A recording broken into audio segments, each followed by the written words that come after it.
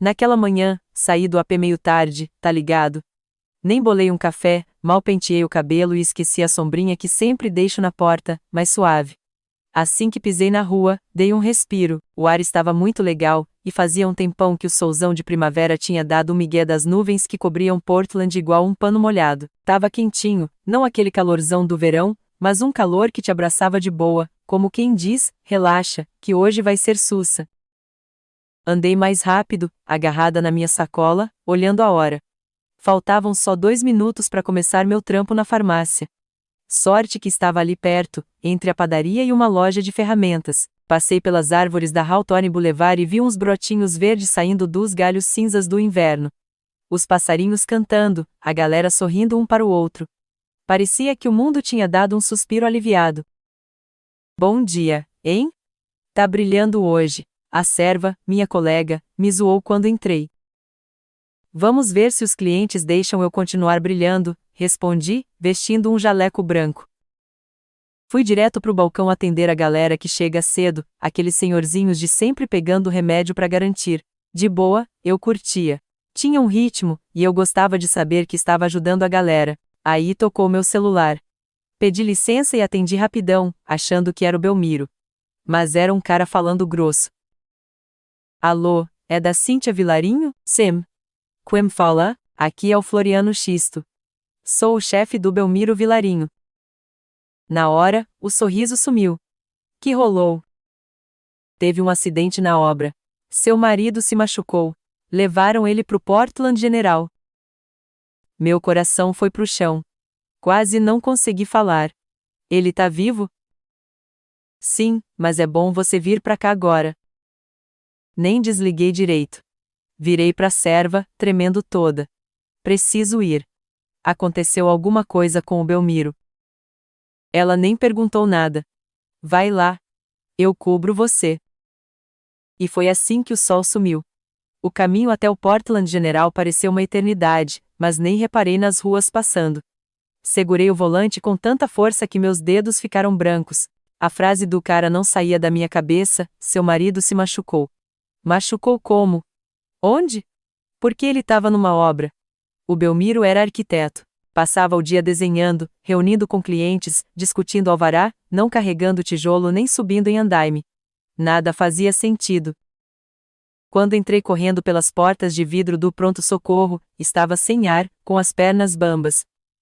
No balcão, quase não consegui falar o nome do meu marido. Belmiro Vilarinho. Acho que trouxeram ele agora. A enfermeira disse que sim. Ele está na cirurgia. A equipe de trauma levou ele faz uns 30 minutos. Cirurgia. Sentei na cadeira mais próxima, como se o chão tivesse sumido. Meus ouvidos zumbiam. Meu coração batia tão forte que mal ouvi o que ela disse depois. Alguma coisa sobre assinar uns papéis e esperar lá em cima. Assenti. Assinei. Segui ela sem ver nada. E aí veio o silêncio, aquele silêncio horrível do hospital, que faz o tic-tac do relógio parecer um tambor. Sentei sozinha numa sala de espera com paredes bege, cadeiras de plástico e uma máquina de salgadinho que fazia mais barulho do que devia. A cada 5 minutos, checava o celular. A cada 10, levantava para espiar o corredor. 2 horas se passaram, depois 3. Aí um cara de pijama verde veio na minha direção. Parecia exausto, o cabelo amassado pela touca, os olhos vermelhos atrás dos óculos. Asra, Vilarinho. Levantei tão rápido que quase derrubei a cadeira. Sim, sou eu. Ele? Ele passou pela cirurgia, o médico disse. Seu marido teve uma lesão grave na coluna. Uma parte grande do material de construção caiu e atingiu a região lombar. Ele vai ficar bem? Perguntei. Ele vai andar? O médico hesitou. Vi a resposta nos olhos dele antes de ele falar. Nós estabilizamos ele, diminuímos o inchaço. Essa parte correu bem como esperávamos, mas é cedo para saber sobre a mobilidade a longo prazo. Existe a possibilidade de paralícia. Abri a boca, mas não saiu nada. Não chorei. Ainda não. Fiquei ali parada, olhando pro cara como se ele fosse falar outra coisa se eu esperasse. Ele está descansando agora. Vamos saber mais quando ele acordar. Ele deu um sorriso sem graça. Assenti, agradecendo sei lá como. Quando ele virou e foi embora, finalmente sentei de novo e desabei. Cobri o rosto com as mãos e as lágrimas vieram quentes e rápidas. A manhã de sol parecia ter acontecido há anos. Deixaram eu ver ele na manhã seguinte. Não tinha dormido nada. Passei a noite encolhida numa daquelas cadeiras horríveis da sala de espera, com o pescoço duro, as costas doendo e a cabeça presa num looping de cenários ruins. Mas assim que a enfermeira disse que ele tinha acordado e que estava na recuperação, levantei e segui ela sem falar nada. Ele estava num quarto particular agora, limpo, branco e silencioso demais. As máquinas apitavam de leve. Ele estava pálido, meio magro, como se o acidente tivesse tirado mais do que sangue dele. Abri os olhos quando entrei. Cynthia, ele falou fraco. Tô aqui, sussurrei, correndo para perto dele. Peguei a mão dele, gelada e pesada na minha, e beijei a testa dele. Como você tá? Perguntei, já sabendo a resposta. O Belmiro não respondeu na hora. Olhou para a coberta que cobria as pernas dele. Aí olhou para mim de novo, com uma cara estranha. Vergonha? Medo? Talvez os dois. Não tô sentindo, ele falou. As minhas pernas. Não sinto nada da cintura para baixo. As palavras me pegaram de jeito. Prendi a respiração, pisquei e forcei a voz a ficar calma. Pode ser anestesia? Falei, passando o dedo na mão dele. Os médicos disseram que é cedo para saber, você acabou de operar. Essas coisas demoram. Perguntei para a enfermeira, ele sussurrou. Ela não quis dizer muita coisa. Só repetia que o médico ia explicar tudo depois. Mas eu sei que tem alguma coisa errada. Muito errada. Deu vontade de chorar, mas não chorei. Não podia.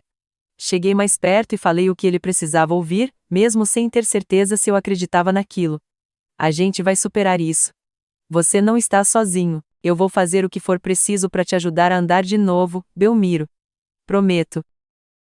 Ele assentiu de leve e fechou os olhos de novo. Saí para fazer as ligações. A primeira foi para Hortência, nossa filha. Ela ainda estava na faculdade, longe pra caramba, e eu não queria assustar ela, mas ela precisava saber. Ela chorou baixinho e ofereceu para voltar para casa. Não, meu bem, foca nos seus estudos. Eu tô dando conta, falei, fingindo que minha voz não estava tremendo. A segunda ligação foi mais difícil. Couto, comecei. Assim que expliquei o que tinha acontecido, a voz dela ficou firme. Vou pegar o próximo busão, alguém precisa cuidar do meu filho. Tentei falar alguma coisa, mas não adiantou. Ela já estava vindo. No dia seguinte, 7 em ponto da manhã, a campainha tocou. Abri a porta ainda de roupão, com o cabelo meio molhado do banho corrido, e lá estava ela, Couto Vilarinho, plantada na frente do AP com uma mala numa mão e uma capa de roupa na outra, tipo quem tá chegando para uma temporada no hotel. Peguei o primeiro busão da Cometa, ela falou, sem nem dar um oi. Ele precisa de mim. Antes que eu pudesse abrir a boca, ela me empurrou para dentro do AP, com o perfume dela invadindo tudo, tipo um aviso. Largou as malas perto do armário do corredor e começou a escanear a sala com uma cara de quem não gostou do que viu, como se estivesse avaliando todos os meus erros desde a última vez que ela apareceu. Vou ficar no quarto de hóspedes, ela anunciou. Quer dizer, naquele sofá, já que você nunca pensou em arrumar um lugar decente. Respirei fundo para não mandar ela passear. Quer um café? Não precisa. Trouxe meu pó. O seu é muito fraco. Forcei um sorriso, como se a situação já não estivesse insuportável. Lá pro meio da manhã, liguei na farmácia e pedi uns dias de folga. A gerente foi gente boa, ainda bem, não falei para ela que o motivo real não era só o estado do Belmiro, mas também ter que lidar com uma segunda paciente, daquelas que não gostam de silêncio nem de limites. No hospital, Couto virava outra pessoa. Entrava no quarto do Belmiro que nem general inspecionando as tropas, ajeitando o cobertor, arrumando o travesseiro, dando bronca nas enfermeiras porque não atendiam o botão de chamada rápido bastante. Em menos de uma hora, tinha decorado o nome de todo mundo e ficava gritando que nem louca. Esse colchão tá muito duro. Meu filho tem uma lesão na coluna, não um arranhão, ela reclamou com um dos enfermeiros. Tentei dar uma acalmada, mas era que nem tentar apagar um incêndio com um copo d'água. Tudo que eu falava, ela respondia. Toda sugestão que eu dava, ela repetia mais alto, como se a ideia fosse dela desde o começo. O Belmiro ficava lá, quietinho, com os olhos indo de um lado pro outro, tipo quem tá assistindo a um jogo de tênis que não queria ter ido. Nunca se metia. Talvez não tivesse força para isso, ou talvez não quisesse escolher um lado. A Couto, pelo contrário, já tinha escolhido o dela, e não era o meu. Vendo a Couto dando ordens para as enfermeiras e ajeitando o travesseiro do Belmiro pela terceira vez em 5 minutos, senti aquela tensão antiga voltando a apertar meu peito, aquela que nunca ia embora de verdade, só ficava escondida embaixo de anos de sorrisos forçados e respostas engolidas. Nem sempre foi assim. Quer dizer, mentira, sempre foi assim. Desde o dia em que o Belmiro me levou para conhecer ela, eu já sabia que não era a pessoa que ela queria. Me arrumei toda, levei uma garrafa de vinho, até fiz uma torta porque o Belmiro disse que a mãe dele adorava coisas caseiras. Ela nem tocou na torta. Me olhou de cima a baixo e falou: "Então você é a tal, uma garota do interior com sonhos grandes. É isso?" Dei uma risada sem graça, achando que era brincadeira, mas não era. A Couto nunca se importou com sutileza. Em todo jantar, em toda visita, ela dava um jeito de me lembrar que eu não fazia parte do mundo deles. O tom dela tinha uma agressividade disfarçada que parecia mais um bisturi do que uma faca. Precisa, afiada, sempre deixando uma marca. Mas o pior momento foi uma noite, pouco antes de o Belmiro me pedir em casamento. Não estava conseguindo dormir. Levantei para pegar um copo d'água e ouvi os dois conversando na cozinha. As luzes estavam apagadas, mas dava para ouvir tudo. "Ela não é a pessoa certa", a Couto falou. "Não é boa o bastante. Não é do nosso meio. Não estudou nos lugares certos. Não tem contatos. Você merece coisa melhor." "Ela é legal, mãe", o Belmiro respondeu. "Ela me ama. Ela é conveniente", a Couto retrucou. "Não é a mesma coisa." Fiquei parada atrás da parede do corredor, com o copo na mão, sentindo meu coração rachar. Devia ter ido embora naquela hora, mas não fui, porque uma semana depois, o Belmiro se ajoelhou no nosso apê minúsculo e me pediu em casamento. E eu disse sim, porque amava ele e queria acreditar que isso era o suficiente. Nosso casamento foi pequeno, mas bonito. Amigos, alguns colegas de trabalho e, claro, Couto. Ela estava de cinza, como se estivesse de luto, sentou toda dura durante a cerimônia, não sorriu nenhuma vez nas fotos. Aí chegou a hora do brinde. Ela levantou, com a taça na mão, e falou: "Cíntia, você conseguiu fisgar um homem maravilhoso. Leal, trabalhador e muito mais generoso que a maioria. E Belmiro, meu querido, eu sempre esperei que você ficasse com alguém extraordinário." Mas a vida sempre nos reserva surpresas. A galera riu sem graça. Prendi a respiração e forcei um sorriso, porque é isso que a gente faz quando a sogra fala para todo mundo que o filho dela se conformou com pouco. Os dias foram passando sem que eu percebesse. Correia do hospital para casa, cozinhando, limpando, lavando roupa, atendendo às ligações da farmácia e tentando manter a voz firme quando falava com a Hortência para ela não se preocupar. A Couto ficou no apê, esperando por notícias que nem uma rainha, criticando os médicos e andando de um lado para o outro como se fosse dona do lugar. O Belmiro passava a maior parte do tempo dormindo, estava dopado de remédio para dor, grogue e distante. Acenava com a cabeça quando eu falava, apertava minha mão de vez em quando, mas tinha um peso nele, um silêncio que nos sufocava. Uma manhã, o Dr. Chu me chamou de canto. "Fizemos tudo o que podíamos na cirurgia", ele falou.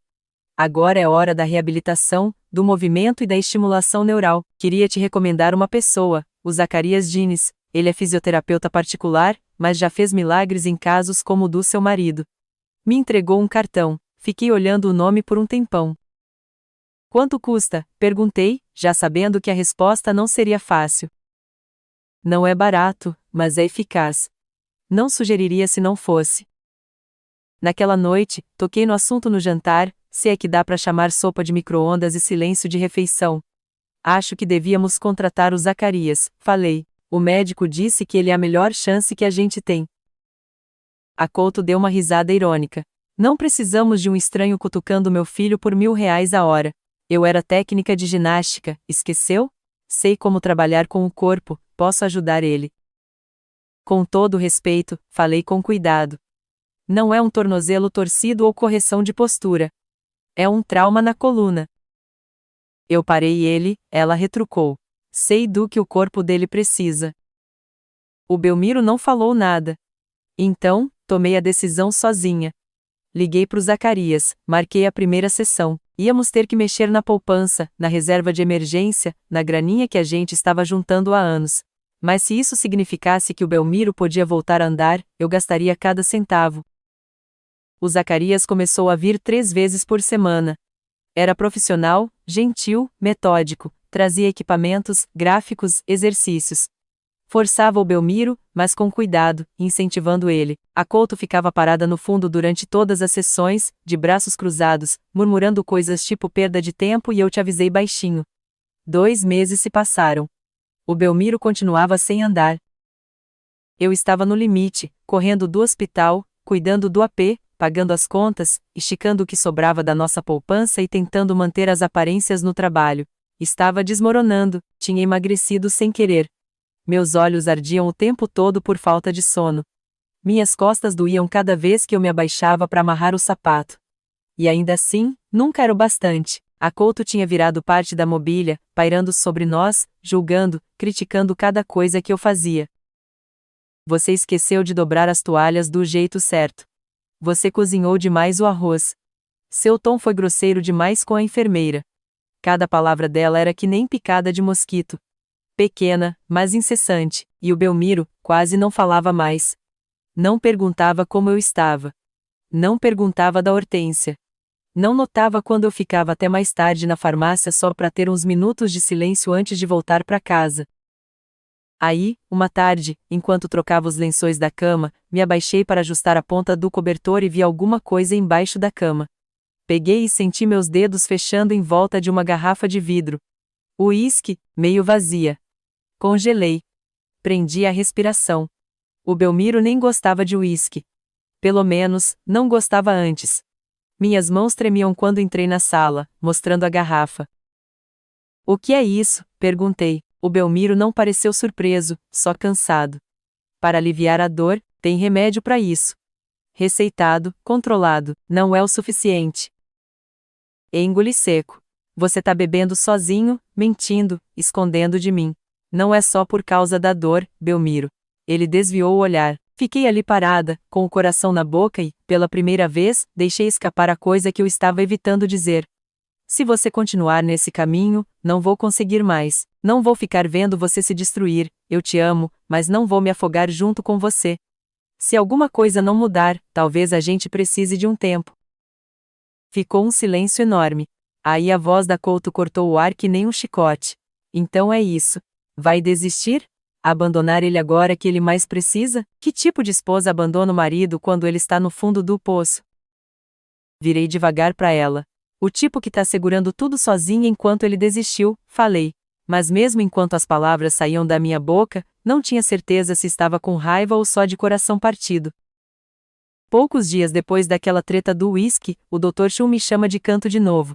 Ele tá com aquela cara, tipo quem vai te contar uma coisa que você não quer ouvir, sabe? A gente tem progredido bem com a terapia, ele diz.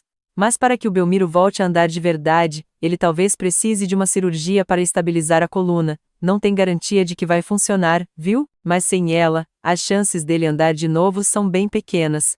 Senti um frio na barriga na hora. O plano de saúde cobre? Ele dá uma hesitada. Não tudo. E com os especialistas renomados, o pós-operatório, a reabilitação, a coisa toda fica bem cara. Só queria ser sincero com você. Ele me entrega uma pasta com indicações e orçamentos. Agradeço, dou um sorriso amarelo, e saio direto pro vão da escada para chorar até doer o peito. A gente não tem essa grana toda. Não mais.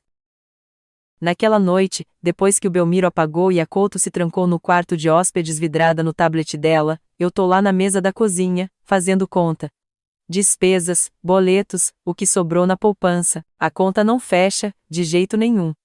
Aí, faço o que tenho que fazer, começo a procurar um segundo emprego, nada de extravagante, só um bico tranquilo, de meio período, umas horinhas à noite, talvez nos fins de semana. Não tô nem aí pro que for, faxina, reposição de estoque, qualquer coisa que pague em dinheiro vivo ou com um cheque por semana. No dia seguinte, na farmácia, durante o meu horário de almoço, uma mulher entra correndo atrás de um analgésico. Entrego o remédio para ela, e quando ela levanta o rosto para agradecer, a gente se trava na hora. Cíntia? Ela diz, abaixando os óculos escuros. É você?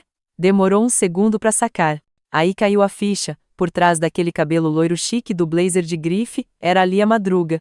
A gente estudou junto no ensino médio. Ela era menina quietinha, sardenta e com aparelho nos dentes. Agora, parece que manda na metade da cidade. Meu Deus, não acredito. Ela fala. Você ainda mora em Portland? A gente bate um papo rapidinho antes de acabar meu intervalo. Ela pergunta do Belmiro, e eu dou uma versão resumida da história. Aí, ela me pega de surpresa. Eu sou gerente de um hotel boutique no centro. A gente tá tendo muita rotatividade com a equipe de limpeza. Não é glamouroso, mas o salário é honesto e os horários são flexíveis. Te interessa? Balanço a cabeça, concordando antes mesmo dela terminar a frase. Super me interessa. Ótimo, aparece amanhã que te mostro tudo. Não conto nada pro Belmiro nem pra Couto. Só pego meu tênis, troco de roupa pelos scrubs depois do meu turno na farmácia e começo a fazer os dois trabalhos. Porque se ninguém mais vai salvar, Lu, eu vou. É o meu 10º dia seguido sem folga. Saí da farmácia às 4 da tarde, troquei de roupa no banheiro dos funcionários, engoli uma barra de cereal e fui direto pro hotel. Meus pés tão moídos, minha lombar tá gritando, e ainda tenho 6 quartos para limpar antes de poder pensar em descansar. A Lia tinha mandado mensagem mais cedo, você tá escalada pro 3º andar hoje à noite, dos 307 ao 312. O 3º andar é sempre o pior, viajantes a negócios, quartos caros, o dobro da bagunça. Mas não reclamo. Preciso das horas. O quarto 310 fica quase no fim do corredor, bato na porta 2 vezes, espero, e passo o cartão magnético. Camareira. Eu grito. Ninguém responde. Entrou, puxando o carrinho atrás de mim, pronta para fazer o de sempre, tirar os lençóis, esvaziar o lixo, checar o frigobar, mas parou no seco. Lá, perto da janela, tá o Belmiro, meu marido, de pé, sem cadeira de rodas, sem se esforçar, sem se apoiar em nada, de pé, andando, se movendo com facilidade. E não tá sozinho, uma moça, loira, talvez na casa dos 20 e poucos, pernas de modelo e vestindo um roupão de seda, tá com os braços em volta dele. Ela tá rindo. Ele está sorrindo, os rostos deles estão quase se tocando. Nenhum dos dois me vê de primeira. Fiquei paralisada na porta, agarrada no cabo do carrinho como se ele fosse me manter em pé. Por um segundo, achei que estava sonhando, alucinando. Aí, o Belmiro se vira, o sorriso some do rosto dele. Cíntia. Meu nome na voz dele me traz de volta à realidade. Não falo nada, não grito, não jogo nada. Só me viro e saio andando, rápido. A respiração fica presa na garganta, meu peito apertando a cada passo. Não quero que ele me veja chorar. Não vou dar esse gostinho pra ele. O elevador demora demais. Então, desço correndo as escadas, atravesso o saguão e saio na rua, já tá escuro. O ar tá mais frio do que eu lembrava. E assim, de repente, a pior noite da minha vida começa. Não chego muito longe. Só uns metros na rua quando ouço ele atrás de mim, a voz dele gritando meu nome. Os passos ficando mais altos, mais rápidos. Cíntia, espera, por favor espera, paro, não porque quero, mas porque preciso ouvir qual mentira ele vai me contar dessa vez. Ele chega perto de mim, meio ofegante, mas super funcional, sem bengala, sem órtese, sem mancar, só um cara que tava fingindo estar quebrado. Por favor, ele repete. Não é o que você está pensando, encaro ele. Sério? Porque tá parecendo muito você andando numa boa num quarto de hotel com outra mulher agarrada em você. Ele levanta as 2 mãos como se fosse um policial negociando uma rendição. Tá, eu sei como parece, mas não era, juro, não era por causa dela. Dou uma risada amarga. Ela não é o problema? Não, quer dizer, ela é, mas não desse jeito. Ele dá um passo mais perto, a voz baixando. Eu precisava saber se você ainda me amava. Se você fosse ficar do meu lado, tava com medo, Cíntia. Medo de que, se eu não pudesse andar, você fosse me largar. Pisco os olhos. Então, você me deixou acreditar que estava paralisado. Você me deixou cuidar de você. Fazer 2 empregos. Abrir mão de tudo, só para me testar? Ele se encolhe. O Zacarias ajudou mais do que a gente imaginava. Eu já estava andando de novo há semanas, mas não estava pronto para te contar. Pensei que, se eu te contasse muito cedo, você ia me deixar de qualquer jeito. Eu precisava ter certeza. Nego com a cabeça, minha boca seca. E a garota? Pergunto. Os olhos dele desviam. Frazão, ela é. Ela é filha do meu antigo chefe. Eu estava tentando recuperar meu emprego. Ela se ofereceu para falar com o pai dela por mim. Só isso? Encaro ele sem acreditar. Só isso? Ela estava praticamente grudada em você. Ela disse que assim que o pai dela ouve, ele murmura. Eu não fiz nada. Você não precisava, sussurrou. Você já fez demais. A dor não é só por causa do caso, real ou não, é a traição da confiança, a manipulação, o fato de que, enquanto eu estava esfregando o chão de hotel para pagar uma cirurgia que ele nem precisava, mas ele estava brincando com o meu coração e fingindo o tempo todo. Quando cheguei em casa, eu estava tremendo de tanto que não falei. Aquela discussão que eu imaginei que ia ter com o Belmiro, sobre traição, sobre humilhação, sobre como ele me fez sentir tão pequena, estava queimando por dentro. Entrei pela porta, pronta para dar um berro, mas meu celular tocou antes que eu pudesse tirar o casaco. Hortência, atendi na hora. Mãe, ela estava chorando. Dava para sentir pela respiração dela. Mãe, ela sussurrou. Eu não sabia para quem mais ligar. Meu coração apertou. O que foi? O que aconteceu? Eu tô grávida, ela disse, com a voz embargada. E eu não quero estar. Afundei na beira do sofá, minha raiva do Belmiro evaporando como fumaça. Ai, meu amor, eu não sei o que fazer, ela falou. O Diniz está apavorado. Eu estou apavorada. A gente ainda tá na faculdade. É a pior hora possível. Sinto que estraguei tudo. Fechei os olhos, apertando o celular com força. Você não estragou nada, falei com calma. Só precisa respirar. A gente vai dar um jeito juntas. Eu estava pensando em interromper, ela confessou. Eu sei que sou horrível, mas, não, interrompi suavemente. Não sou horrível, sou sincero, mas não tome essa decisão sozinha. Vamos conversar cara a cara.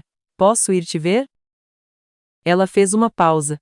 Sério? Chego aí amanhã. A gente conversa sobre tudo. E escuta, Nath, se você decidir ter o bebê, eu te ajudo. Você não vai estar sozinha. Ela chorou mais forte dessa vez, de alívio. E naquele momento, senti alguma coisa mudar dentro de mim. Passei tanto tempo tentando salvar um homem que não queria ser salvo e esqueci completamente que eu já tinha alguém por quem valia a pena lutar, alguém que precisava de mim, que confiava em mim, que ainda acreditava que eu era boa. Naquela noite, depois que todo mundo dormiu, preparei uma mala pequena. Deixei um bilhete na mesa da cozinha, curto, direto, definitivo. Disse pro Belmiro que eu estava entrando com o pedido de divórcio, que eu não odiava ele, mas que eu não sabia quem ele era, e que eu me recusava a continuar vivendo numa casa construída sobre mentiras. Não olhei para trás. Mudei 2 semanas depois, para uma cidade tranquila, não muito longe do campus da Hortência, só o suficiente para dar espaço para ela, mas perto bastante para estar lá quando ela precisasse. Com o dinheiro do acordo de divórcio, o pouco que sobrou depois dos advogados e das contas do hospital, comprei um apartamento modesto de 2 quartos no segundo andar de um prédio de tijolos meio velho. As paredes eram finas. O encanamento gemia toda vez que eu ligava a água quente. Mas tinha uma varandinha que pegava o sol da manhã, e a sala cheirava a tinta fresca e recomeço. A Hortência ficou comigo nos últimos meses da gravidez. Cozinhamos juntas, dobramos roupinhas de bebê e conversamos sobre tudo, os medos dela, as esperanças dela, a dor que nós duas carregamos. Algumas noites a gente chorava. Algumas noites a gente ria até doer a barriga. E devagar, em silêncio, alguma coisa começou a se curar dentro de nós duas. Quando o bebê finalmente chegou, era uma tarde chuvosa no fim de março. Segurei a mão dela durante as contrações, sussurrei palavras de incentivo entre cada respiração, e quando o médico colocou aquele menininho minúsculo e se debatendo no peito dela, achei que meu coração ia explodir de tanto amor que senti naquele momento. Ela deu o nome de Avilés para ele. 2 dias depois, eles tiveram alta e eu trouxe os dois para casa. Naquela manhã, eu estava perto da janela, embalando o Avilés nos meus braços. Ele era quentinho, macio, inacreditavelmente pequeno. Lá fora, a chuva finalmente tinha parado. A luz do sol pálida entrava pelas cortinas finas, criando um brilho dourado no quarto. A Hortência estava dormindo no quarto ao lado, exausta, mas em paz. E eu? Eu não estava mais com raiva, nem com medo. Não carregava mais o peso da traição do Belmiro nem da maldade do Couto. Eu não estava mais sofrendo pelo que eu tinha perdido. Eu estava aprendendo a amar o que eu tinha encontrado. Olhei para o meu neto, um versículo de muito tempo atrás surgiu na minha mente, um que eu não pensava há anos, um que eu nem sabia que lembrava. Ele cura os que têm o coração partido e trata das suas feridas. Salmo 147, versículo 3. Sussurrei baixinho, quase sem pensar. E pela primeira vez em muito tempo, sorri e senti que era de verdade. Depois de tudo que contei para vocês, acho que a maior lição que tirei disso tudo é que a gente não pode se perder, tentando salvar quem não quer ser salvo. Às vezes, a gente se agarra tanto a uma ideia de família, de compromisso, que esquece de olhar para quem realmente importa e precisa da gente.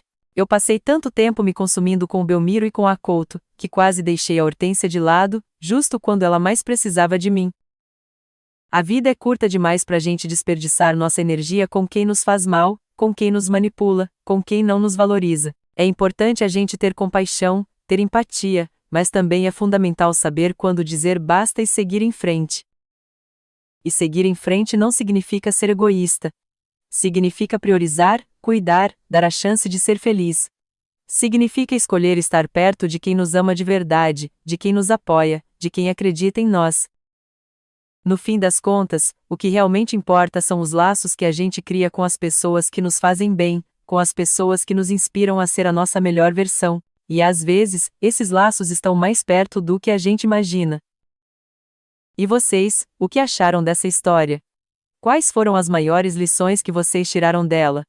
Compartilhem suas opiniões, seus sentimentos, quero saber o que vocês pensam.